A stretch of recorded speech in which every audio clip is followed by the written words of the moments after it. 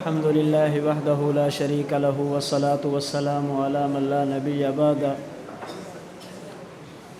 أما بعد اللهم صل على سيدنا ومولانا محمد وعلى آل وأصحاب سيدنا ومولانا محمد وبارك وسلم وصل عليه۔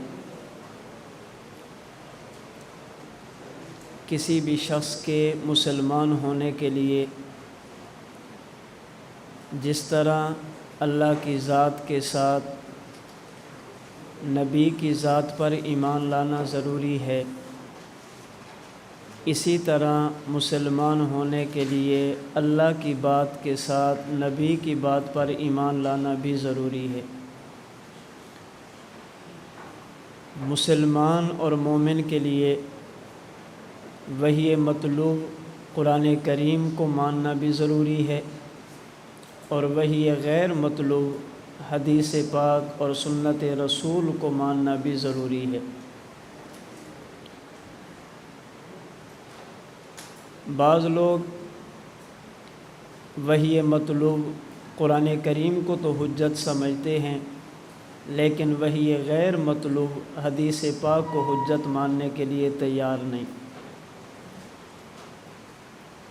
وہ حدیث پاک کے حجت نہ ہونے پر، دلیل شرعی نہ ہونے پر کئی قسم کے شبہات پیش کرتے ہیں۔ ان کے شبہات میں سے ایک شبہ یہ ہے کہ حدیث پاک کی جو کتابیں آج ہمارے سامنے موجود ہیں، نبی کریم صلی اللہ علیہ وسلم کے زمانے اور دور میں یہ کتابیں اس طرح مدون موجود نہیں تھیں۔ حدیث پاک لکھنے کا اہتمام، ان کو ترتیب کے ساتھ جمع کرنے کا اہتمام یہ 3 صدی 4 صدی ہجری میں جا کر کیا گیا۔ نبی کریم صلی اللہ علیہ وسلم کے دور میں احادیث اس طرح مدون نہیں تھی، اور نہ ہی رسول اللہ صلی اللہ علیہ وسلم کے دور میں احادیث لکھنے کا اہتمام کیا جاتا تھا، بلکہ بعض روایات سے تو یہ بات بھی معلوم ہوتی ہے کہ نبی کریم صلی اللہ علیہ وسلم نے قرآن کریم کے علاوہ ہر چیز لکھنے سے منع فرما دیا کہ جو کچھ میں کہوں اگر قرآن ہو تو لکھو، اگر قرآن کے علاوہ کچھ اور میں کہوں تو اسے مت لکھا کرو۔ تو 200 سال تک احادیث، ان کی حفاظت کا سارا دار و مدار یہ قوت حافظہ پر تھا۔ اب ایک چیز اللہ کے نبی صلی اللہ علیہ وسلم ارشاد فرمائیں، اس کو لکھا نہ جائے، بلکہ اس کو محفوظ کرنے کے لیے صرف حافظے پر اعتماد کیا جائے۔ 200 سال تک اس چیز کا ویسا محفوظ رہنا یہ عقلاً ناممکن چیز ہے۔ عقل اس بات کو تسلیم نہیں کرتی کہ نبوت کے الفاظ انسانوں نے 200 سال تک محفوظ رکھے ہوں۔ ہم اس کے بارے میں کئی باتیں بطور جواب کے پیش کرتے ہیں۔ سب سے پہلی بات، کسی بھی چیز کی محفوظ رہنے کے لیے کئی صورتیں ہو سکتی ہیں۔ کسی بھی چیز کو محفوظ کرنے کے لیے کئی چیزیں مفید، کئی چیزیں ممد اور معاون ثابت ہو سکتی ہیں۔ سب سے پہلی چیز ہے قوت حافظہ، یادداشت۔ یہ قوت حافظہ ایسی چیز ہے جس کی بنیاد پہ بڑی دیر تک بات کو یاد رکھا جا سکتا ہے۔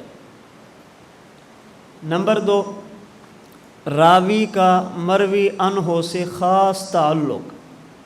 حافظہ تو اتنا مضبوط نہیں ہے، لیکن جس بندے کی بات ہے، نقل کرنے والے شخص کو اس ذات سے محبت ہوتی ہے، خاص تعلق ہوتا ہے۔ یہ تعلق ایسی چیز ہے کہ جو غبی کو بھی قوی الحافظہ کر دیتی ہے۔ تعلق کی بنیاد پہ باتیں بڑی دیر تک یاد رہتی ہیں۔ ویسے بندے کو چیزیں یاد نہیں رہتی، لیکن جس کے ساتھ کوئی خاص تعلق ہو، اس کی ایک ایک بات بندہ یاد رکھتا ہے، اور یہ تعلق کبھی ہوتا ہے عظمت کا اور کبھی ہوتا ہے یہ تعلق محبت کا۔ استاد کی بات شاگرد اس لیے یاد رکھتا ہے کہ استاد کی عظمت دل میں ہوتی ہے، شیخ کی بات مرید اس لیے یاد رکھتا ہے کہ شیخ کی عظمت دل میں ہوتی ہے، والد کی بات بیٹا اس لیے یاد رکھتا ہے کہ والد کی عظمت دل میں ہوتی ہے۔ تو عظمت کی بنیاد پہ، تعلق کی بنیاد پہ بات بڑی دیر تک یاد رہتی ہے، اور کبھی یہ تعلق ہوتا ہے محبت کا۔ عظمت تو دل میں نہیں ہوتی لیکن محبت ہوتی ہے۔ یہ محبت ایسی چیز ہے کہ جو محب کو محبوب کی ادائیں یاد کرنے پر مجبور کرتی ہے، اگرچہ اس کا حافظہ مضبوط نہ ہو، لیکن محبت کی بنیاد پہ محبوب کی باتیں بڑی دیر تک یاد رہتی ہیں۔ کسی چیز کے محفوظ رہنے کے لیے نمبر 1 قوت حافظہ، نمبر 2 راوی کا مروی عنہ سے خاص تعلق اور واسطہ۔ یہ کبھی ہوتا ہے عظمت کا اور کبھی ہوتا ہے محبت کا۔ اگر احادیث پاک کی کتابیں، سیرت کی کتب، اسماء الرجال اور صحابہ کے حالات پر لکھی جانے والی کتب کا مطالعہ کیا جائے تو صحابہ کرام رضی اللہ تعالی عنہم اجمعین کا حافظہ یہ مثالی تھا، اہل عرب کا حافظہ یہ مثالی تھا۔ وہ ایک ہی مجلس میں 100 اشعار سنتے اور اسی وقت یاد کر کے دوبارہ سنا دیتے تھے۔ حافظے کا عالم یہ تھا۔ آپ میں سے جو طلباء دورہ حدیث کر چکے ہیں یا دورہ حدیث پڑھ رہے ہیں، صحیح بخاری کتاب العلم میں سیدنا ابو ہریرہ رضی اللہ تعالی عنہ کی ایک روایت ہے۔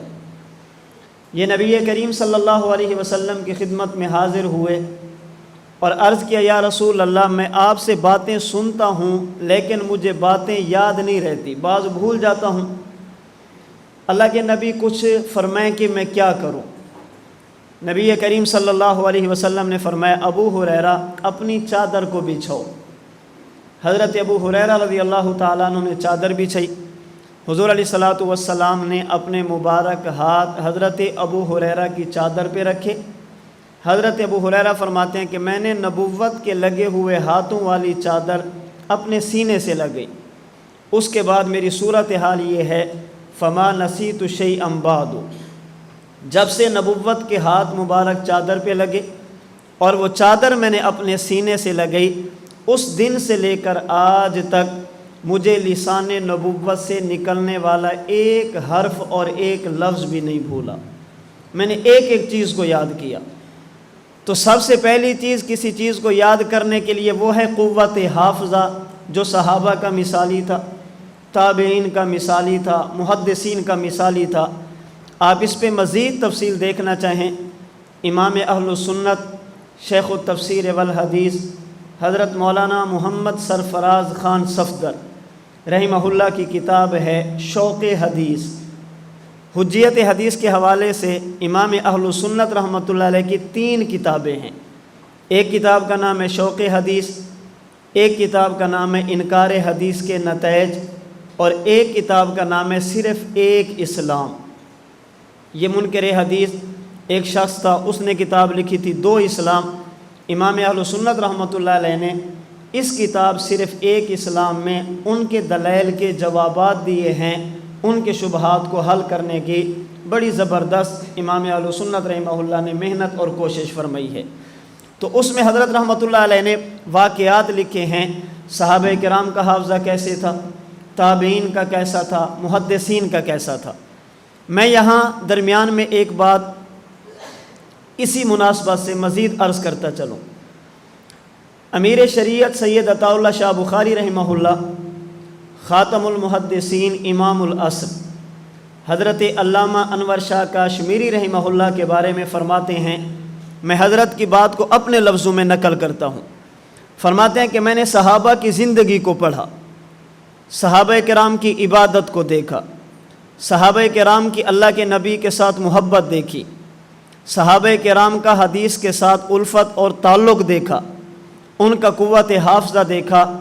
پھر میں نے حضرت کشمیری رحمہ اللہ کو پڑھا، حضرت کشمیری رحمہ اللہ کو دیکھا تو امیر شریعت رحمۃ اللہ علیہ فرماتے ہیں مجھے یوں لگتا ہے کہ صحابہ کا قافلہ جا رہا تھا، ان میں سے ایک شخص کو اللہ نے روک لیا، صحابہ کے قافلے سے ایک شخص بچھڑ گیا، اللہ نے اس صدی میں اسے پیدا کیا، اس صدی میں صحابہ کے قافلے سے بچھڑے ہوئے شخص کا نام انور شاہ کشمیری ہے۔ یہ مجھے اس دور کا بندہ لگتا ہے، یہ یوں لگتا ہے انہی کی نظیر مجھے اس میں نظر آتی ہے، انہی کی جھلک مجھے اس میں نظر آتی ہے۔ یہ صحابہ کے قافلے سے بچھڑنے والا شخص 1300 سال بعد آیا، ان کے قوت حافظے کا عالم کیا تھا؟ شیخ العرب والعجم حضرت مولانا سید حسین احمد مدنی رحمہ اللہ فرماتے ہیں کہ حضرت کشمیری رحمۃ اللہ علیہ اگر کسی بات کو اس نیت سے پڑھتے کہ میں نے یاد نہیں کرنی، اگر کسی کتاب کو یہ سوچ کر پڑھتے کہ بس میں ویسے مطالعہ کرتا ہوں یاد نہیں کرنی، وہ کتاب بھی حضرت کشمیری کو 15 سال تک یاد رہتی تھی۔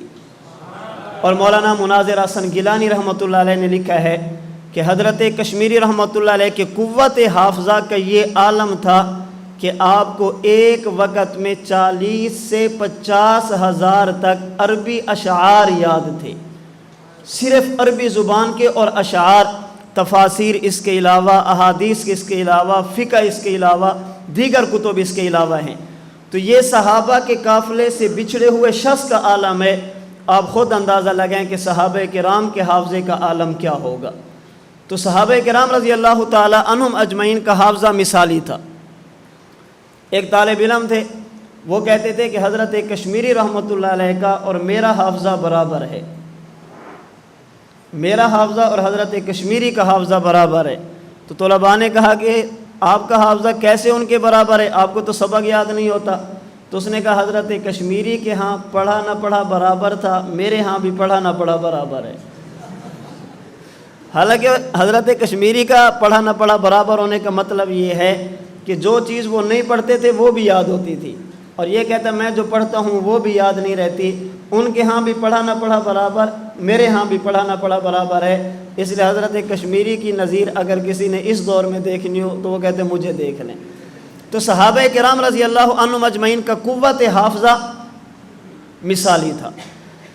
نمبر 2، کسی چیز کو یاد کرنے کے لیے ضروری ہے راوی کا مروی عنہ سے تعلق ہو۔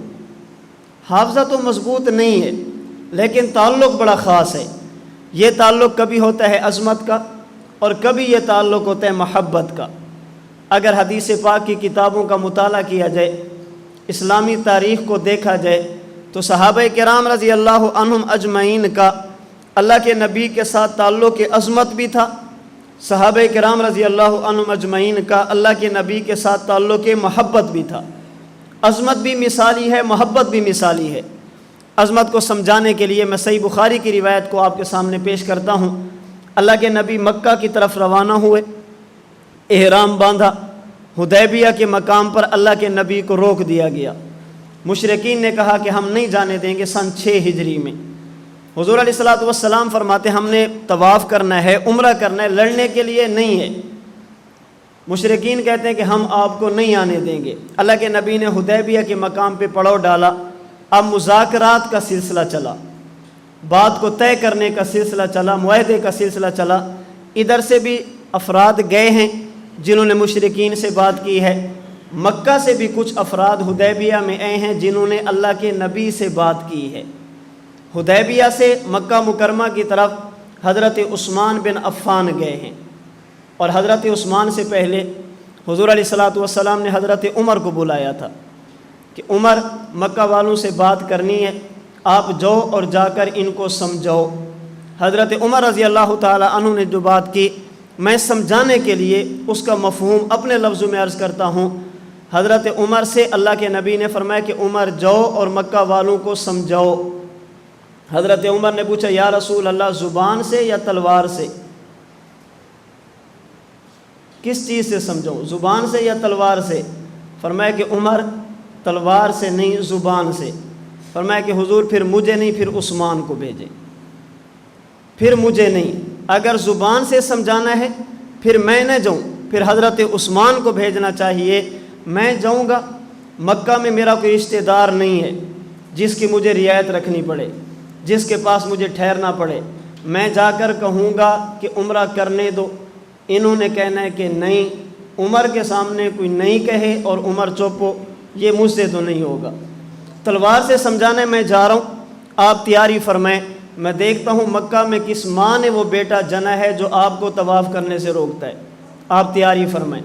فرمایا کہ عمر تلوار سے نہیں، زبان سے سمجھانا ہے۔ حضرت عمر کو حضرت عمر نے عرض کیا یا رسول اللہ، اگر زبان کی بات ہے پھر میں نہیں، پھر کسے بھیجیں؟ حضرت عثمان کو۔ میں آپ سے پوچھتا ہوں کہ حضرت عمر کا مقام زیادہ ہے یا حضرت عثمان کا؟ حضرت عمر کا۔ حضرت ابو بکر کا زیادہ ہے یا حضرت عثمان کا؟ حضرت ابو بکر کا۔ لیکن حضرت عمر رضی اللہ تعالیٰ عنہ حضرت ابو بکر کی بجائے انتخاب فرما رہے ہیں حضرت عثمان کا۔ کیوں؟ اس لیے کہ صحابہ کرام کا مزاج یہ تھا، وہ یہ دیکھتے تھے کہ یہ کام کس بندے کا ہے، اس فن کا بندہ کون ہے۔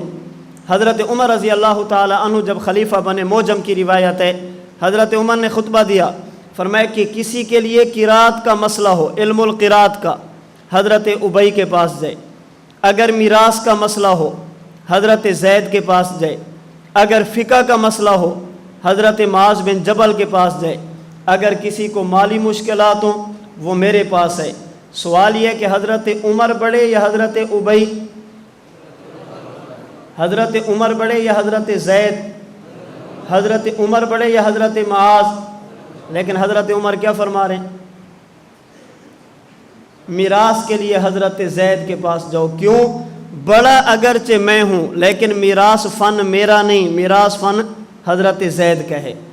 بڑا اگرچہ میں ہوں لیکن قرات فن میرا نہیں ہے، قرات فن حضرت ابی کا ہے۔ آج ہمارے ہاں المیہ یہی ہے۔ میں بڑے درد کے ساتھ ایک بات عرض کرتا ہوں، ہم یہ دیکھتے ہیں کہ بڑا کون ہے، ہم یہ نہیں دیکھتے کہ فن کس بندے کا ہے۔ صحابہ کا مزاج صاحب فن کی طرف رجوع کرو۔ ہمارے امام اعظم ابو حنیفہ کا مزاج صاحب فن کی طرف رجوع کرو۔ خواب دیکھی، خواب کی تعبیر کے لیے شاگرد کو کس کے پاس بھیجا؟ ابن سیرین کے پاس۔ مقام امام اعظم ابو حنیفہ کا زیادہ ہے، ابن سیرین کا کم ہے، لیکن خوابوں کی تعبیر یہ امام صاحب کا فن نہیں ہے، یہ ابن سیرین کا فن ہے۔ اگر یہ بات آپ کو سمجھ آ گئی کہ یہ فن کس کا ہے، یہ فن کس کا ہے، پھر بندے کے لیے اس کی طرف رجوع کرنا یہ بڑا آسان ہوتا ہے، بندے کے لیے اس کے ساتھ تعلق رکھنا یہ بڑا آسان ہوتا ہے۔ وگرنہ بندہ کرنا کچھ چاہتا ہے لیکن دیکھتا یہ ہے کہ بڑا کون ہے۔ آپ حضرات یہاں سے جانا چاہتے ہیں لاہور کی طرف، آپ کے پاس نان اے سی گاڑی ہو لیکن جا لاہور کی طرف رہی ہو، آپ اس پہ بیٹھ جائیں، ہو سکتا ہے کہ 20 گھنٹوں میں نہ پہنچے، 30 میں پہنچیں گے تو صحیح، پہنچیں گے۔ جانا ہے لاہور، گاڑی کون سی ہے؟ ہماری تو نان اے سی ہے، چھوٹی ہے، میں بڑی گاڑی پہ بیٹھتا ہوں۔ وہ کہاں جا رہی ہے؟ کوئٹہ۔ ٹھیک ہے، کوئٹہ جا رہی ہے تو بڑی، پہنچ جائیں گے نا؟ سمجھ آ رہی ہے بات؟ کوئٹہ پہنچیں گے یا لاہور پہنچیں گے؟ جانا لاہور ہے، گاڑی کون سی ہے؟ کوئٹہ والی۔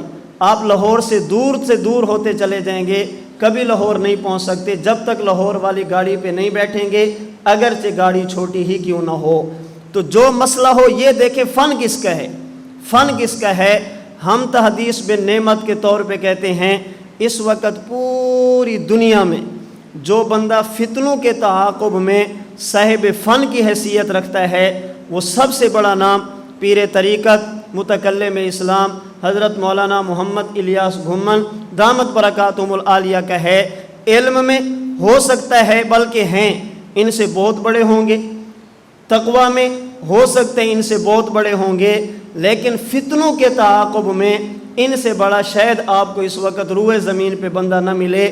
یہ فتنوں کا تعاقب فن ہمارا ہے، فن کسی اور کا نہیں ہے۔ اس لیے اگر کوئی دوسرا بندہ بات کر دینا فلاں کے لیے یہ مسئلہ ہے، فلاں کے لیے یہ مسئلہ ہے، تو اس کی بات کی قدر کرنی چاہیے، لیکن فتنوں کے بارے میں اس کی بات پر اعتماد نہیں کرنا چاہیے۔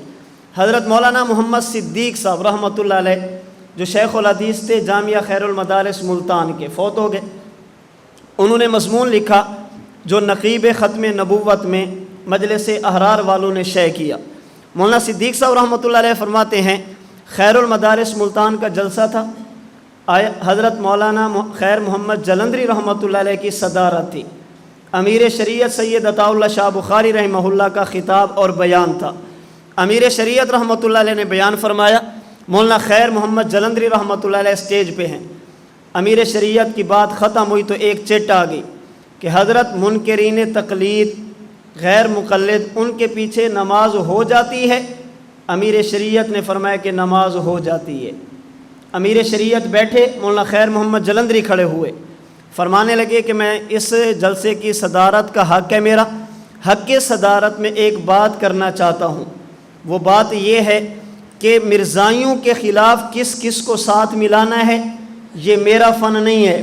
امیر شریعت سید عطا اللہ شاہ بخاری کا ہے، یہ بتائیں گے کہ ساتھ کس کس کو ملائیں، انگریز کو نکالنے کے لیے ساتھ کس کو ملانا ہے، یہ میرا فن نہیں ہے، امیر شریعت کا فن ہے۔ ان سے پوچھو کس کے پیچھے نماز پڑھنی ہے، کس کے پیچھے نہیں پڑھنی، یہ فن امیر شریعت کا نہیں، یہ فن خیر محمد جلندری کا ہے۔ میرا فتویٰ یہ ہے کہ غیر مقلدین کے پیچھے اتنی وجوہ سے نماز نہیں ہوتی، یہ میرا فن ہے، ان کا نہیں ہے۔ مولانا خیر محمد جلندری بیٹھے، امیر شریعت پھر سٹیج پہ آئے، فرمایا کہ میں نے جو مسئلہ بتایا وہ غلط تھا، اصل مسئلہ وہی ہے جو مولانا خیر محمد جلندری نے بتایا ہے۔ یہ ہمارے اکابر تھے۔ فرمایا کہ غیر مرزائیوں کے خلاف کس کس کو ساتھ ملانا ہے یہ بتائیں گے، نماز کس کے پیچھے پڑھنی ہے کس کے پیچھے نہیں پڑھنی یہ نہیں بتائیں گے، یہ خیر محمد جلندری بتائے گا، یہ ان کا فن نہیں ہے، یہ میرا فن ہے، ان سے نہ پوچھو، یہ مجھ سے پوچھو۔ جلسہ ختم ہو گیا۔ مولانا محمد صدیق صاحب رحمۃ اللہ علیہ فرماتے ہیں جب جلسہ ختم ہوا تو لوگ مولانا خیر محمد جلندری کے پاس ہے، حضرت اگر آپ بات نہ فرماتے ہمارا پورا گاؤں غیر مقلد ہو جاتا، پورا گاؤں غیر مقلد ہو جاتا۔ کیوں؟ کہا جی کچھ غیر مقلد ہیں، انہوں نے مسجد بنائی ہے، ہم نے مخالفت کی ہے، انہوں نے کہا ہم تو ٹھیک ہیں، چلو تمہارے علماء سے پوچھتے ہیں، اگر وہ یہ کہہ دیں کہ ہمارے پیچھے نماز ہو جاتی ہے پھر انہوں نے کہا پھر تو بات ہی ختم ہے۔ اب ہم یہ شرط لگا کر آئے تھے اگر ہمارے علماء نے کہہ دیا کہ ان کے پیچھے نماز ہو جاتی ہے ہم سارے کے سارے اہل حدیث ہو جائیں، آپ داد دو ان لوگوں کو جو باطل ہیں۔ وہ سمجھتے تھے کہ ہم نے یہ مسئلہ پوچھنا کس سے ہے، ہم نے یہ مسئلہ کس سے پوچھنا ہے، خیر محمد جلندری سے پوچھیں گے، انہوں نے تو کہنا ہے کہ نہیں ہوتی، امیر شریعت سے پوچھو تاکہ ہمارا مسئلہ حل ہو جائے۔ حضرت آپ نے وضاحت فرما کے ہمیں غیر مقلد ہونے سے بچا لیا۔ تو میں بات سمجھا رہا تھا، حضرت عثمان بن عفان مکہ گئے، مکہ سے ایک شخص آیا حدیبیہ میں اللہ کے نبی سے بات کرنے کے لیے جس کا نام تھا عروہ بن مسعود۔ اللہ کے نبی سے مذاکرات کیے، اس سال واپس چلے جاؤ، آئندہ سال آنا، صرف عمرہ کرنا، 3 دن قیام کر کے چلے جانا، اور بھی شرائط تھی، یہاں سے کوئی بندہ گیا تو واپس کرو گے، اگر تمہارا ہے تو ہم واپس نہیں کریں گے، بہت سارے معاملات حدیبیہ صلح حدیبیہ کے نام سے معروف ہے۔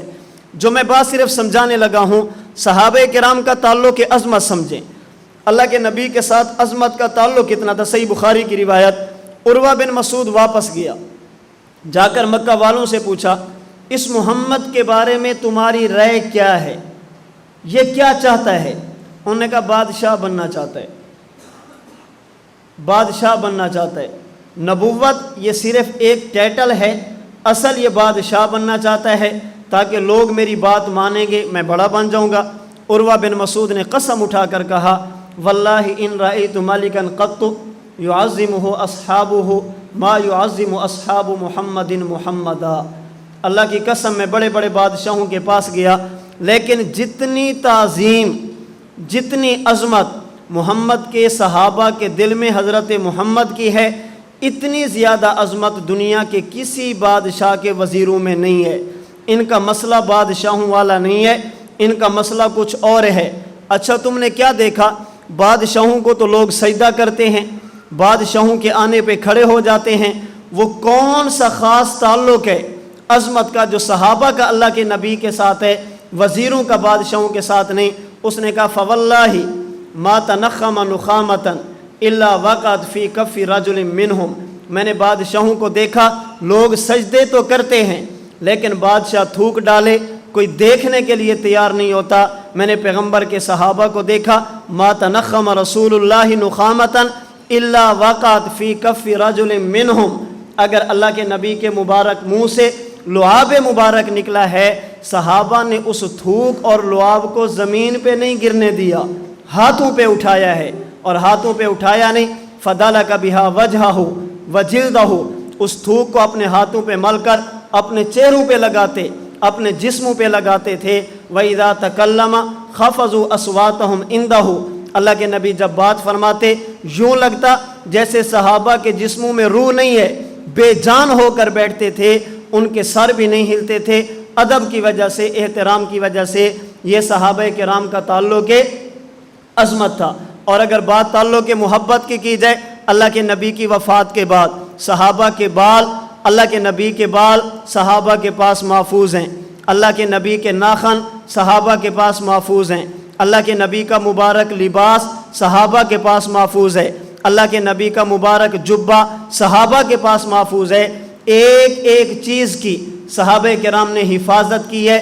تعلق محبت کی بنیاد پہ فتوح الشام میں علامہ واقدی رحمہ اللہ نے لکھا، ایک جنگ ہے، سیف اللہ حضرت خالد بن ولید رضی اللہ عنہ گھوڑے پہ سوار ہیں، ہاتھ میں تلوار ہے، سر پہ ایک ٹوپی ہے، دشمن کی صفوں میں گھسے ہیں، دشمن کو ساتھ لڑ رہے ہیں، چاروں طرف سے دشمن، چاروں طرف سے تلواریں۔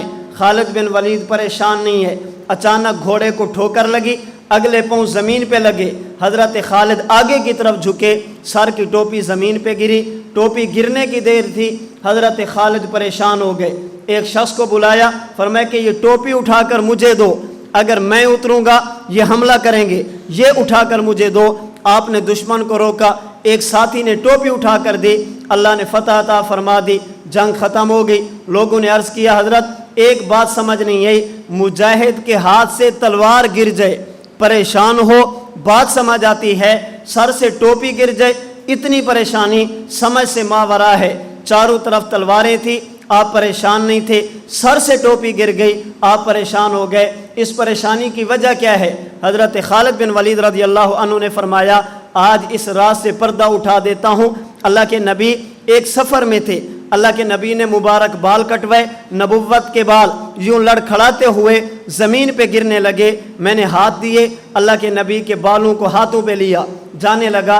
اللہ کے نبی نے پوچھا خالد ان بالوں کو کیا کرو گے؟ میں نے عرض کیا یا رسول اللہ جنگ جو آدمی ہوں، ہر وقت دشمن سے لڑتا ہوں، دین کا دفاع کرتا ہوں، آج کے بعد جب بھی میدان جنگ میں نکلوں گا تلوار اٹھاؤں گا، زیرہ پہنوں گا، گھوڑا لوں گا، اسباب اختیار کر کے پھر یہ بال لے کر اللہ کے سامنے عرض کروں گا اللہ جو خالد کر سکتا تھا وہ میں نے کیا، آج میں اپنے لیے نہیں، اپنے باپ کے لیے نہیں، تیرے نبی کے دین کے لیے جا رہا ہوں، اللہ تجھے واسطہ نبوت کے بالوں کا، دین کو سر بلندی عطا فرمانا، اسلام کو فتح عطا فرمانا، اس لیے بال لے کر جا رہا ہوں۔ اللہ کے نبی نے فرمایا خالد یہ بال عام انسان کے نہیں، یہ بال نبوت کے بال ہیں، جب تک یہ بال تمہارے پاس رہیں گے دنیا کی کوئی طاقت تمہیں شکست نہیں دے سکے گی۔ حضرت خالد فرماتے ہیں مجھے خطرہ لگا، خدشہ لاحق ہوا کہیں بال ضائع نہ ہو جائیں، میں نے بالوں کو کپڑے کے اندر لگا کے اس ٹوپی کے اندر محفوظ کر لیا، اللہ کے نبی کے فرمان کے مطابق میں نے اپنے پاس محفوظ رکھا، آج تک جب بھی میدان جنگ میں نکلتا ہوں نبوت کے بالوں کی برکت سے اللہ سے فتح کی دعا مانگ کر نکلتا ہوں، وہ دن اور آج کا دن میرے سامنے ایک آ جائے، میرے سامنے 1,00,000 آ جائے، نبوت کے بالوں کی برکت ہے، جس دن سے یہ میرے پاس ہے مجھے دنیا کی کوئی طاقت شکست نہیں دے سکی، اس لیے میں نے بال اپنے پاس محفوظ رکھے۔ جب یہ ٹوپی گری مجھے خطرہ تھا یہ ضائع نہ ہو جائے، اسلام کی فتوحات کا سلسلہ یہ تھم نہ جائے، رک نہ جائے، اس لیے میں پریشان ہوا۔ تو صحابہ کرام کا یہ اللہ کے نبی کے ساتھ تعلق محبت تھا۔ حضرت امام ابن اسیر جزری نے الکامل فی التاریخ میں لکھا امیر معاویہ رضی اللہ عنہ کی وفات کا وقت فرمایا کہ جب دنیا سے چلا جاؤں یہ کرتا اسی میں مجھے کفن دینا، یہ بال اور یہ ناخن، بالوں کو میرے ہونٹوں پہ میری آنکھوں پہ رکھنا، ناخنوں کو پیس کر میری آنکھوں میں اور میرے ہونٹوں پہ رکھ دینا، مجھے قبر کے حوالے کر دینا۔ امیر معاویہ یہ کیا؟ فرمایا یہ کرتا وہ ہے جو نبوت کے وجود سے لگا ہے، اللہ کے نبی نے مجھے دیا تھا، میں نے آج کے دن کے لیے محفوظ کیا۔ ناخن بھی اللہ کے نبی کے، بال بھی اللہ کے نبی کے۔ میں قبر میں جاؤں گا، حضرت امیر معاویہ نے جملہ فرمایا، اَسَ اللَّهُ ان یرحمنی ببرکتہا، میں اپنے لفظوں میں اس کا ترجمہ کرتا ہوں۔ فرمایا لوگوں، میں نے نماز بھی پڑھی ہے، میں نے روزہ بھی رکھا ہے، میں نے حج بھی کیا ہے، میں نے زکوٰۃ بھی دی ہے، میں نے عدل و انصاف بھی کیا ہے، لوگوں کے حقوق کا بھی خیال کیا ہے، لیکن میرا عقیدہ، اللہ اگر میری قبر کو جنت کا باغ بنائیں گے ببرکتہا، نبوت کے ناخنوں کی برکت سے، نبوت کے بالوں کی برکت سے بنائیں گے، تو کسی چیز کے محفوظ کرنے کے لیے قوت حافظہ صحابہ کا مثالی، تعلق عظمت صحابہ کا مثالی، تعلق محبت صحابہ کا مثالی، اگر یہ تین چیزیں ان میں سے کوئی ایک بھی آ جائے تو بندے کا حافظہ کمزور ہو تب بھی بات یاد رہتی ہے۔ اس پر مزید اگر ان تین کے ساتھ ترغیب اور ترہیب آ جائے، ایک بندے کو بات یاد نہیں رہتی، بادشاہ بات کرتا ہے، کہتے جو بندہ میری بات یاد رکھے گا میں اسے اتنا انعام دوں گا۔ یہ وعدہ ایسی چیز ہے جو غبی کو بھی قوی الحافظہ بنا دیتی ہے۔ بادشاہ کہتا ہے میں یہ بات کر رہا ہوں، کل میں آپ سے پوچھوں گا، اگر تم نے میری بات کو یاد نہ کیا تمہاری گردن اڑا دوں گا۔ اگر بادشاہ دھمکی دے دے، ترہیب آ جائے، وعید آ جائے، تو یہ ترہیب اور ترغیب، وعدہ اور وعید ایسی چیز ہے جس کی وجہ سے بات بڑی دیر تک یاد رہتی ہے۔ اب بات سمجھنا، کسی بات کو یاد کرنے کے لیے 5 چیزوں میں سے کوئی ایک چیز بھی آ جائے بات دیر تک یاد رہتی ہے۔ نمبر 1 قوت حافظہ، نمبر 2 تعلق عظمت، نمبر 3 تعلق محبت، نمبر 4 وعدہ، نمبر 5 وعید۔ ان میں سے ایک بھی آ جائے بات دیر تک یاد رہتی ہے۔ بات صحابہ کرام کی جائے، ان کا حافظہ بھی تھا، تعلق محبت بھی تھا، تعلق عظمت بھی تھا، اس کے ساتھ ساتھ وعدہ اور ترغیب بھی ہے۔ نظر اللہ عمران سمع منا حدیثا فحافظہ حتی یبلغہ فرب حامل فقہ الی من هو افقہ منہ ورب حامل فقہ لیس بفقیہ۔ اس کے ساتھ ترغیب ہے، اس کے ساتھ وعدہ ہے۔ من حفظ علی امتی 40 حدیثا فی امر دینہا باسہ اللہ فقیہا وکنت لہ یوم القیامت شافعا و شہیدا۔ فرمایا 40 حدیثیں یاد کرو گے، قیامت کے دن اللہ فقہا کی صف میں کھڑا کریں گے، قیامت کے دن میں محمد سفارش کروں گا۔ حدیث یاد کرو گے، اللہ چہرے کو تر و تازہ رکھیں گے، وعدہ ساتھ موجود ہے، ساتھ وعید، من کذب علی متعمدا فلیتبوأ مقعدہ من النار۔ میری بات کو بھلا دیا، غلط بات کی نسبت میری طرف کی، اپنا ٹھکانہ جہنم سمجھنا۔ ان 5 میں سے ایک بھی مل جائے بات یاد رہتی ہے۔ صحابہ کو یہ 5 حاصل تھی، اگر ایک ہو بات یاد رہتی ہے، اگر 5 مل جائیں بات بطریق اولا یاد رہتی ہے۔ یہی 5 چیزیں تھی طالب علم دوستو، یہی 5 چیزیں تھی جو صحابہ کو حاصل تھی، اور صحابہ کو یہ 5 چیزیں اس نہج پہ لے آئی، اس سٹیج پہ لے آئی۔ کتب حدیث کو پڑھ کر دیکھو، اگر نبوت نے اپنی ختم نبوت کو سمجھانے کے لیے یوں فرمایا بعثت انا والساعۃ کہاتین، یہ 5 چیزیں تھیں جنہوں نے صحابہ کو اس بات پر آمادہ کیا۔ انہوں نے نبوت کے الفاظ کو بھی محفوظ کیا، نبوت نے 2 انگلیوں کا اشارہ کیا، صحابہ نے اشارے کو بھی محفوظ کیا۔ اگر اللہ کے نبی نے یہ سمجھانے کے لیے کہ یتیم کی کفالت کتنی بڑی نیکی ہے، یہ فرمایا انا وکافل الیتیم کہاتین، صحابہ نے اس کو بھی محفوظ کیا۔ جن 2 انگلیوں کا اشارہ کیا، انگلیوں کو بھی محفوظ کیا۔ اگر اللہ کے نبی نے قبر کی زندگی سمجھانے کے لیے یہ فرمایا، جب کافر فاسق قبر میں جاتا ہے، قبر اسے اتنا دباتی ہے حتی تختلف اضلاعہ، اس کی پسلیاں ایک دوسرے میں داخل ہو جاتی ہیں۔ صحابہ نے نبوت کے الفاظ کو بھی محفوظ کیا۔ وشبک بین اصابعیہ، اللہ کے نبی نے سمجھانے کے لیے جن ہاتھوں سے اشارہ کیا، صحابہ کرام نے اشارے کو بھی محفوظ کیا۔ یہ 5 چیزیں تھیں جنہوں نے صحابہ کو اس بات پر آمادہ کیا۔ انہوں نے صرف نبوت کے الفاظ نہیں، نبوت کے اشاروں کو بھی محفوظ کیا۔ اعتراض یہ تھا 200 سال تک الفاظ کا محفوظ رہنا بہت مشکل ہے۔ میں کہتا ہوں 200 سال نہیں، 2000 سال بھی گزر جاتے، 2 لاکھ سال بھی گزر جاتے، جس امت کے علماء نے، صحابہ نے، تابعین نے، محدثین نے، علماء نے نبوت کے اشاروں کو ضائع نہیں ہونے دیا، نبوت کے اشاروں کو محفوظ کیا، ان لوگوں نے نبوت کے الفاظ کو بھلا دیا ہو، میں اس بات کو ماننے کے لیے تیار نہیں۔ جنہوں نے اشارے تک محفوظ کیے انہوں نے الفاظ بھلا دیے ہوں گے؟ کیسے ہو سکتا ہے کہ انہوں نے الفاظ بھلا دیے ہوں؟ تو یہ اصل بات یہ ہے، جو اعتراض کرتے ہیں کہ 200 سال تک بات کا محفوظ رہنا مشکل ہے، عقلاً ناممکن ہے، ہم کہتے ہیں عقلاً ناممکن نہ کہو، آپ یوں کہو کہ عقل سے ماورا ہے۔ یہ نہ کہو 200 سال تک محفوظ رہنا عقلاً ناممکن ہے، کیا کہو؟ عقلاً ناممکن کا مطلب ہوتا ہے کہ ہو نہیں سکتا، عقل سے ماورا ہونے کا مطلب ہو سکتا ہے، ہمیں سمجھ نہیں آتا۔ عقلاً ناممکن نہیں ہے، عقل سے ماورا ہے۔ اصل بات کیا ہے؟ انہوں نے دیکھا اپنا حافظہ، انہوں نے دیکھا نبی سے اپنا تعلق، تو انہوں نے کہا جیسے ہم ہیں ویسے صحابہ ہوں گے، جیسے ہمارا حافظ ہے ان کا بھی ویسے ہوگا، ہے نا؟ نیک نے نیک بد نے بد سمجھا مجھے، نیک نے نیک بد نے بد جانا مجھے، جس کا جتنا ظرف تھا اتنا ہی پہچانا مجھے۔ اور عربی کا مقولہ آپ پڑھتے رہتے ہیں، الناس اعداء لما جہلوا، جو چیز بندے کو پاس نہ ہونا کسی دوسرے کے پاس ہو تو وہ سمجھتے کہ یہ ہے ہی نہیں۔ آپ مدارس میں اس بات کو اچھی طرح سمجھتے ہیں، جس کو منطق نہیں آتی نا تو وہ کہے گا کہ قطبی کی ضرورت ہی کیا ہے، قطبی کی کیا ضرورت ہے، اس کا معنی کیا ہے؟ مجھے نہیں آتی، نحو نہیں آتی، جامع کی ضرورت کیا ہے؟ تفسیر کے اندر جو فلسفہ ہے اس کو نہیں سمجھتا تو بیضاوی کی ضرورت کیا ہے؟ علم الکلام میں جو فلسفے کو دخل ہے اس کو نہیں سمجھتا، شرح قید کی ضرورت کیا ہے؟ تو جو چیز بندے کے پاس نہ ہو اگر دوسرے کے پاس ہو تو وہ کیا کہتا ہے؟ اس کی ضرورت ہی کیا ہے؟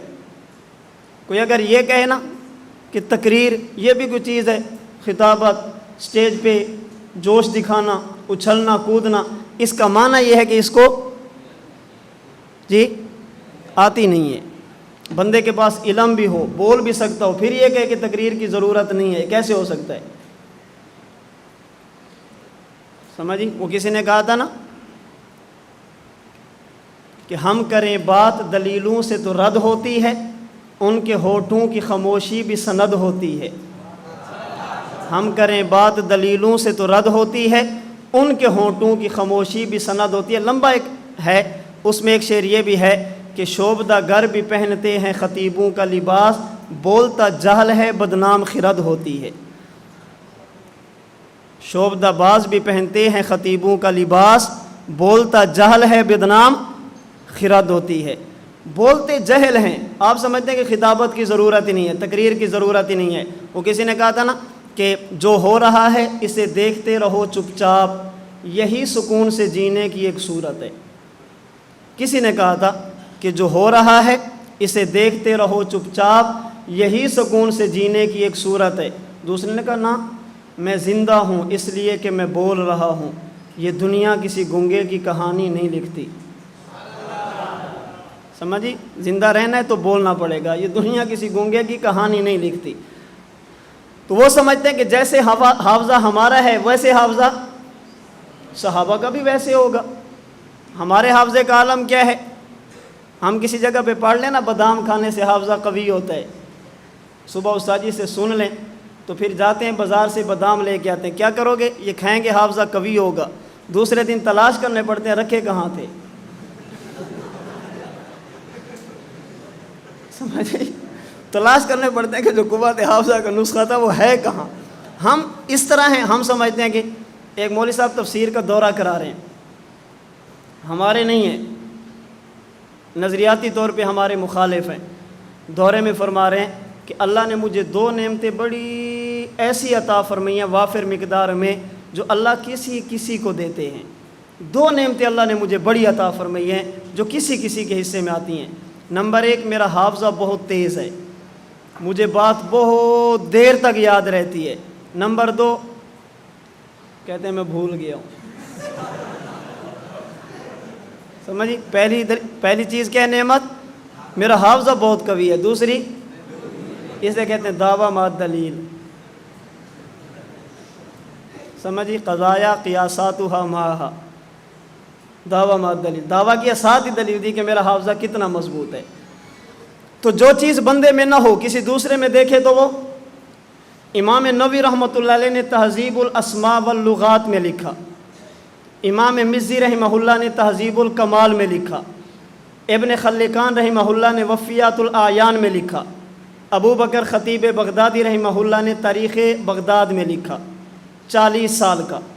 شمس الدین امام ذہبی رحمہ اللہ نے سیر اعلام النبلاء میں لکھا کہ امام اعظم ابو حنیفہ رحمۃ اللہ علیہ نے 40 سال تک عشاء کے وضو سے فجر کی نماز ادا فرمائی ہے. امام ذہبی نے 6 ماہ کا تذکرہ کیا ہے. باقی 4 حضرات نے 40 سال کا ذکر کیا. آج لوگوں نے اعتراض کیا کیسے ہو سکتا ہے؟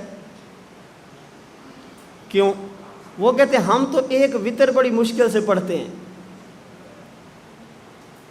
ہم تو ایک وتر بڑی مشکل سے پڑھتے ہیں. امام صاحب نے عشاء کے وضو سے فجر کی نماز کیسی پڑھی؟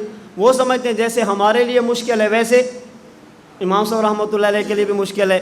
ایک مولانا صاحب نے بڑا پیارا جملہ کہا، کہتے ہیں اس بات کو میں مانتا تھا، اور بھی بہت سارے حضرات ہیں جو عشاء کے وضو سے فجر کی نماز پڑھتے تھے، اور بھی بہت سارے حضرات ہیں، میں اسے مانتا تھا لیکن دل میں ایک خلج رہتی تھی کہ یہ کیسے ہو سکتا ہے. کہتے ہیں میں نے اس دور میں ایک نوجوان کو عشاء سے لے کر فجر تک موبائل پہ مصروف دیکھا تو مجھے سمجھ آئی ہے اگر عشاء سے فجر تک موبائل استعمال کیا جا سکتا ہے تو عشاء سے فجر تک نماز بھی پڑھی جا سکتی ہے. آج کا نوجوان اگر رات سے لے کر صبح تک مسلسل موبائل استعمال کر سکتا ہے کیونکہ اس کی پسند یہ ہے، تو امام اعظم ابو حنیفہ نعمان بن ثابت رحمۃ اللہ علیہ 40 سال تک عشاء کے وضو سے فجر کی نماز بھی پڑھ سکتے ہیں، اس لیے کہ ان کی پسند. جب بندے کو پسند کی چیز مل جائے پھر رات اور دن نہیں دیکھتا، صحت اور بیماری نہیں دیکھتا. امام صاحب کی پسند عبادت تھی، جب مل گئی ہے تو امام صاحب رحمۃ اللہ علیہ نے اسے چھوڑا نہیں ہے. اچھا جی، امام صاحب کی بیوی نہیں تھی، ان کے حقوق، ہم کہتے ہیں جس کے حقوق ہیں انہوں نے کبھی آپ کو گلا دیا ہے؟ حقوق بیوی کے ہیں، فکر تمہیں پڑی ہے. جس بیوی کے حقوق ہیں انہوں نے کبھی تمہیں کچھ کہا ہے؟ جس کے حقوق ہیں وہ چوپے اور جس کے نہیں ہیں وہ شور کریں. بیوی کے حقوق کے لیے رات ضروری ہے کیا؟ سمجھیے بات. جس کے حقوق ہیں، حضرت فاطمہ الزہرا رضی اللہ تعالی عنہا حضرت صدیق اکبر کے پاس گئے. صدیق فدق، میں بات کروں گا انشاءاللہ اس پہ. فدق میرے والد کی تھی، مجھے دیں، وراثت حق ہے.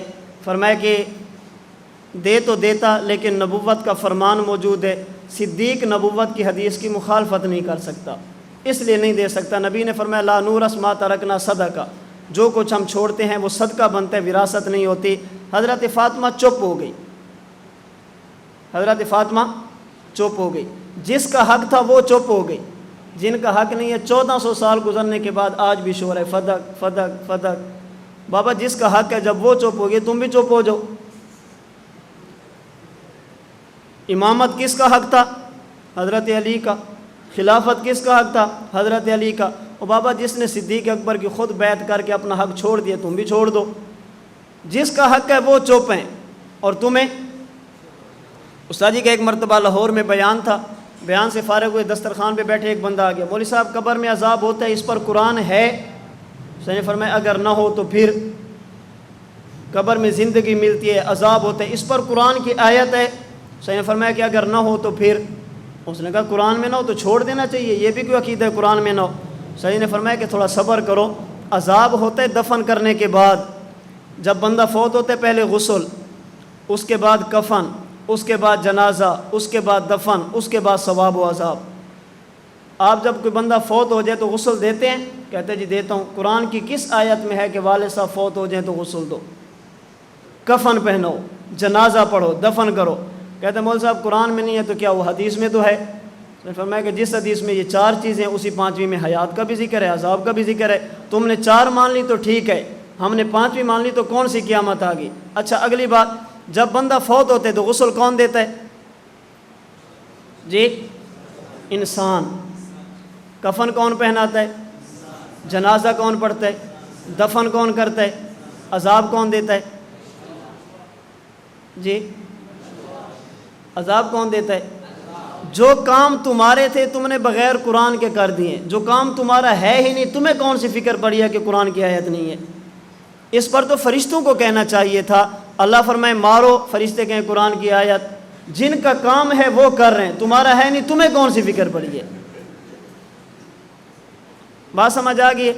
تو وہ سمجھتے ہیں کہ جیسے ہمارا حافظ ہے ویسے صحابہ کا ہے۔ تو میں نے یہ بات سمجھانے کی کوشش کی آپ حضرات کو کہ حدیث پاک 200 سال بعد اگر لکھی گئی ہے تو اس کا محفوظ رہنا عقلاً ممکن ہے، ہوا ہے۔ ہاں یوں کہو عقل سے ماورا ہے، ہمیں سمجھ نہیں آتی، ہمارے حافظے کمزور ہیں، یہ بات کرو۔ صحابہ کرام کا حافظہ بھی مضبوط تھا، اللہ کے نبی کے ساتھ تعلق بھی تھا، عظمت کا بھی، محبت کا بھی، وعدہ بھی تھا، وعید بھی تھا۔ انہی 5 چیزوں نے صحابہ کو اس نہج پہ کھڑا کیا۔ انہوں نے نبوت کی زبان سے نکلنے والے صرف الفاظ کو محفوظ نہیں کیا، اشاروں کو بھی محفوظ کیا۔ اچھا اگر تمہارا اعتراض یہ ہے، حدیث کے انکار کی وجہ یہ ہے کہ حدیث اللہ کے نبی کے دور میں مدون نہیں تھی، اللہ کے نبی نے یوں اکٹھی نہیں لکھوائی، اس لیے حجت نہیں ہے، تو ہمارا سوال یہ ہے کہ قرآن کریم ایک جگہ پہ اکٹھا لکھا ہوا، یہ اللہ کے نبی نے کی ہے؟ جی چلیں، قرآن کریم پہ جو یہ زیر زبر پیش اعراب لگے ہوئے ہیں، یہ اللہ کے نبی نے لگوائے ہیں؟ صحابہ نے لگوائے ہیں؟ کس نے لگوائے ہیں؟ ہر کمال کی بات نہیں ہے۔ ماننے پہ ہو تو حجاج کی بات بھی ٹھیک ہے، نہ ماننے پہ ہو تو صدیق کی بات بھی غلط ہے، ماننے پہ ہو تو حجاج کی بات بھی ٹھیک ہے، نہ ماننے پہ ہو تو رسول کی بات بھی حجت نہیں ہے۔ اگر حجاج اعراب لگوائے یہ حجت ہے، تو اگر صحابہ کرام یا امت کے مجتہدین، امت کے علماء حدیثوں کو اکٹھا کریں، یہ بھی کیا ہوگا؟ حجت ہوگا۔ اچھا جی، اگر حدیث حجت ہے، اللہ کے نبی نے لکھنے سے منع کیوں فرمایا؟ لا تکتبوا انی، مجھ سے کچھ نہ لکھنا، جس نے لکھا فلیمحو، اسے مٹا دے۔ اگر حدیث حجت ہے تو صحیح مسلم کے اندر روایت موجود ہے، اللہ کے نبی نے لکھنے سے منع کیوں فرمایا؟ ہم کہتے ہیں کہ بات سمجھیں، ان کا دعویٰ کیا ہے کہ حدیث حجت ہے؟ دعویٰ کیا ہے؟ حدیث حجت۔ دلیل؟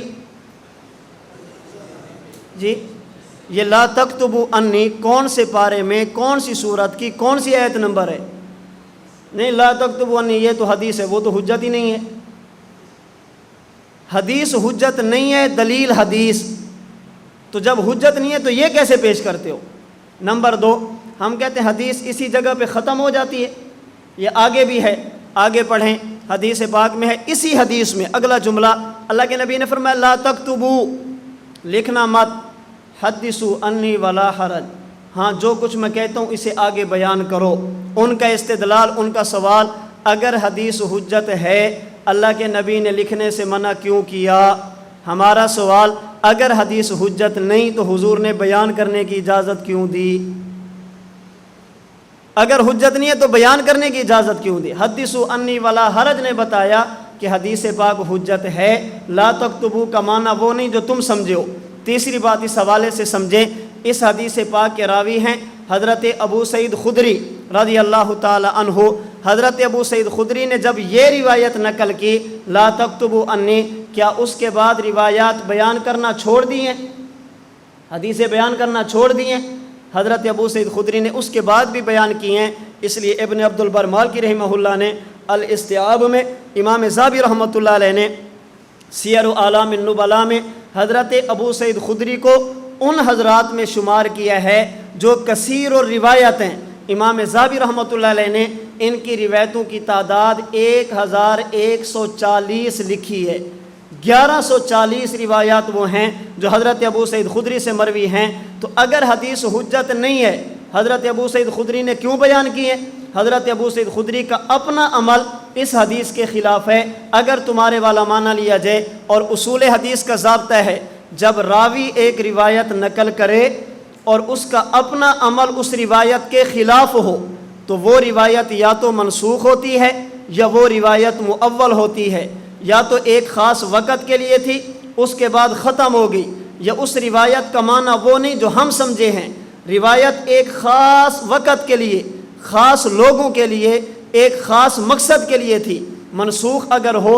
حضرت امام مسلم رحمۃ اللہ علیہ نے صحیح مسلم کے اندر ایک مسئلہ بیان کیا کہ آگ پر پکی ہوئی چیز کھائیں تو وضو ٹوٹتا ہے یا نہیں ٹوٹتا. 2 قسم کی روایتیں نقل کی. بعض سے معلوم ہوتا ہے آگ پر پکی ہوئی چیز کھانے سے وضو ٹوٹ جاتا ہے. توضؤوا مما مست النار، وضو کرنا چاہیے. اس کے بعد روایت نقل کی اللہ کے نبی نے گوشت استعمال فرمایا. اس کے بعد نماز پڑھی ولم یتوضا، حضور نے وضو نہیں فرمایا. امام نووی رحمۃ اللہ علیہ اسی باب الوضوء مما مست النار صحیح مسلم، اس کے نیچے جو حاشیہ ہے جسے شرح مسلم کہتے ہیں، اس میں امام نووی رحمۃ اللہ علیہ ایک فیصلہ فرماتے ہیں کہ مسئلہ تھا آگ پر پکی ہوئی چیز کھائیں وضو ٹوٹتا ہے یا نہیں ٹوٹتا. امام مسلم نے پہلے روایت بیان کی وضو کرنے والی، پھر روایت بیان کی وضو نہ کرنے والی. امام نووی رحمۃ اللہ علیہ فرماتے ہیں وَهَذِهِ عَادَةُ مُسْلِمٍ وَغَيْرِ مِنْ أَئِمَّةِ الْحَدِيثِ يَذْكُرُونَ الْأَحَادِيثَ الَّتِي يَرَوْنَهَا مَنْسُوخَةً ثُمَّ يُؤَكِّبُونَهَا بِالنَّاسِخِ. امام مسلم رحمۃ اللہ علیہ دیگر محدثین کی عمومی مبارک عادت یہ ہے جب ایک مسئلے پر 2 روایتیں آ جائیں، پہلے وہ لاتے ہیں جو ان کے ہاں منسوخ ہو، پھر وہ لاتے ہیں جو ان کے ہاں ناسخ ہو. اب اس کا مطلب یہ ہے پہلے والی منسوخ، بعد والی ناسخ. امام ترمذی رحمۃ اللہ علیہ نے سنن ترمذی میں پہلے روایت نقل کی ہے لا تکتبوا انی والی، اس کے بعد باب باندھا باب ما جاء فی الرخصۃ فیہ، اگر لکھنا چاہیں لکھنے کی اجازت ہے. پہلے روایت لے ہیں نہ لکھنے والی، پھر روایت لے ہیں لکھنے والی. امام ترمذی نے بتایا لکھنے والی ناسخ ہے اور نہ لکھنے والی منسوخ ہے. منسوخ پر عمل نہیں کیا جاتا، ناسخ پر کیا جاتا ہے. عقیدہ ناسخ والا رکھا جاتا ہے، منسوخ والا نہیں رکھا جاتا. تو یہ منسوخ ہے، اس پہ عمل نہیں کرنا. اکتب استعین بیمینک، یہ روایتیں ناسخ ہیں جن میں اللہ کے نبی نے اجازت دی ہے. نمبر 2، اگر راوی کا عمل روایت کے خلاف ہو تو وہ روایت مؤول ہوتی ہے. مؤول کا معنی کسی خاص مقصد کے لیے اس بات کو فرمایا جاتا ہے. امام نووی رحمۃ اللہ علیہ شرح مسلم میں فرماتے ہیں یہ جو اللہ کے نبی نے فرمایا نا لا تکتبوا، نہ لکھو، یہ اس وقت فرمایا جب قرآن اتر رہا تھا. صحابہ کرام قرآن بھی لکھتے، ساتھ اس کی تفسیر جو اللہ کے نبی فرماتے وہ بھی لکھتے. اب خدشہ تھا کہ قرآن اور حدیث کا اختلاط نہ ہو جائے، بعد میں امتیاز نہیں ہو سکے گا. فرمایا کہ قرآن لکھو، اس کے ساتھ کچھ نہ لکھو. اختلاط کا خطرہ تھا. جب وہ ختم ہو گیا اللہ کے نبی نے اجازت دی ہے. اگر دیانت داری کی بات کی جائے، اگر تم نے حدیث کا انکار اس لیے کیا ہے، اللہ کے نبی نے لا تکتبوا فرمایا، اگر اللہ کے نبی اجازت دے دیں بھی لکھ لو، پھر تو حدیث حجت ہونی چاہیے. اگر حدیث حجت نہیں ہے کیوں؟ اللہ کے نبی نے منع فرمایا. اگر حضور اجازت دے دیں پھر بنیاد ختم ہوگی. سمجھے؟ ہم کہتے ہیں صحیح بخاری کے اندر اللہ کے نبی نے فتح مکہ کے موقع پہ خطبہ دیا. یمن کے ایک شخص کھڑا ہوا جس کا نام تھا ابو شاہ. اس نے کہا حضور یہ مجھے لکھوا کر دے دیں. اللہ کے نبی نے فرمایا اکتبوا لابی شاہ، اسے لکھ کر دو. اکتبوا، تمہیں لا تکتبوا نظر آیا، اکتبوا نظر نہیں آیا، حضور نے اجازت دی ہے. سنن ابی داؤد کے اندر روایت حضرت عبداللہ بن عمر بن عاص فرماتے ہیں میں اللہ کے نبی کی ہر بات لکھتا، لوگوں نے مجھے کہا ہر بات نہ لکھا کرو، بعض لکھا کرو. اللہ کے نبی کبھی غصے میں فرماتے ہیں، کبھی ضرورت کی بات فرماتے ہیں. میں اگلے دن بیٹھا ہوں لکھتا نہیں ہوں. اللہ کے نبی نے فرمایا لکھتے نہیں. میں نے ساری بات عرض کی. اللہ کے نبی نے فرمایا اکتب، کیا فرمایا؟ اکتب، لکھو. فوالذی نفسی بیدہ ما یخرج منہ الا حق، اللہ کی قسم میری زبان سے حق کے علاوہ کچھ نہیں نکلتا. میں غصے میں بات کروں تب حق ہے، بشری تقاضے کے مطابق بات کروں تب حق ہے. تو اگر تمہارے انکار کی بنیاد تھی لا تکتبوا، جب اکتبوا آ گیا تو مان لینا چاہیے. جب اکتب آ گیا تو مان لینا چاہیے.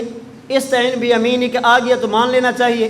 لا تکتبوا انی ولا حرج، اکتبوا ولا حرج فرما دیا تو مان لینا چاہیے.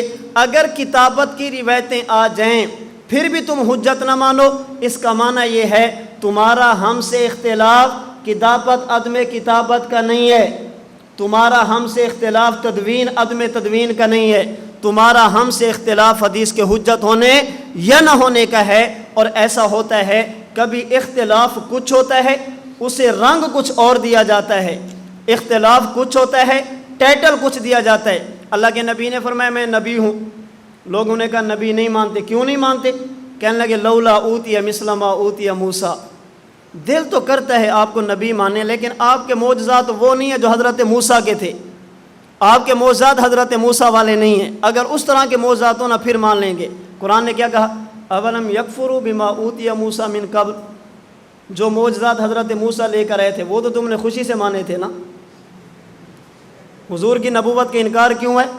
معجزات حضرت موسیٰ والے نہیں ہیں، تو جس نبی کے وہ معجزات تھے ان کا تو تم نے بہت سینہ ٹھنڈا کیا ہے۔ سحران تظاہرا تم نے کہا، انا بکل کافرون تم نے کہا، سمجھیے؟ تو اصل بات ہے انکار کرنا، آگے ٹائٹل کے معجزات اور ہیں۔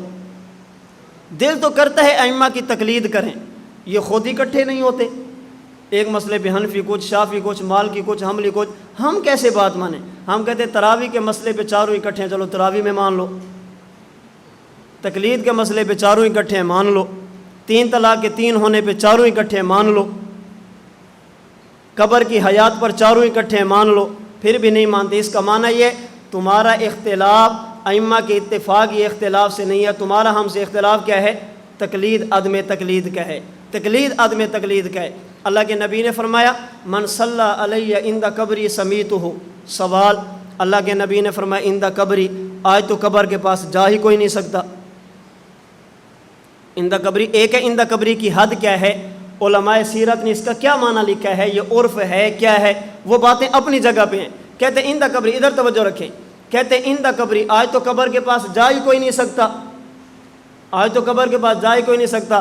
ہم کہتے ہیں کسی خوش نصیب کے لیے دروازہ کھل جائے، وہ چلا جائے، اللہ کے نبی پھر سنیں گے؟ کہتے ہیں نہیں، پھر بھی نہیں سنیں گے۔ تو تمہارا ہم سے اختلاف عند قبری کا کہاں ہوا؟ تمہارا ہم سے اختلاف سما عدم سما کا ہے، عند قبری یا من بعید کا نہیں ہے۔ جو اختلاف ہو وہی بیان کیا کرو۔ آپ کہتے ہیں حدیث ہے الانبیاء احیاء فی قبورہم یصلون، کیسی روایت ہے جو ائمہ اربعہ کو نہیں ملی؟ کیسی روایت ہے جو بخاری، مسلم، ابو داؤد، ترمذی، نسائی، ابن ماجہ، ائمہ سیاستہ کو نہیں ملی؟ کیسی روایت ہے؟ اگر صحیح ہوتی تو بخاری میں ہوتی، صحیح ہوتی تو مسلم میں ہوتی، ابو داؤد، ترمذی، نسائی، ابن ماجہ میں ہوتی۔ میں نے کہا کہ جو روایتیں بخاری میں ہیں وہ تو تم نے مان لی ہیں نا، جو روایتیں بخاری میں وہ تو تم نے مانی ہیں۔ لا یذیقک اللہ الموتتین ابدا، بخاری میں تم نے انکار کیا۔ مررت علی موسیٰ لیلۃ اسری بی عند الکثیب الاحمر وہو قائم یصلی فی قبرہ، مسلم میں ہے، انکار کیا ہے۔ ترمذی کے اندر اللہم انی اسألک واتوجہ الیک بمحمد النبی الرحمہ، تم نے انکار کیا۔ الکلام فی الاسناد، الکلام فی المعنی، سند پر بھی تم نے اعتراض کیے، معنی پر بھی تم نے اعتراض کیے۔ ابو داؤد میں ما من احد یسلم علیہ الا رد اللہ علیہ روحی حتی ارد علیہ السلام، تم نے کون سا مانا ہے؟ نسائی میں ان للہ ملائکۃ سیاحین فی الارض یبلغون من امت السلام، کون سا تم نے مانا ہے؟ ابن ماجہ میں نبی اللہ حی یرزق، کون سا تم نے مانا ہے؟ اصل اختلاف ہمارا تمہارا ہم سے عقیدے کا ہے، کتاب کا نہیں ہے۔ اگر کتاب کا اختلاف ہوتا تو جو روایت صحیحہ میں ہے وہ کم از کم تم تسلیم کر لیتے۔ تو اللہ کے نبی نے لکھنے سے منع فرمایا، نمبر 1 یہ منسوخ ہے، نمبر 2 یہ مؤول ہے، اس لیے اس حدیث پاک کے باوجود بھی حدیث پاک کو حجت سمجھنا چاہیے، حدیث پاک کا انکار نہیں کرنا چاہیے۔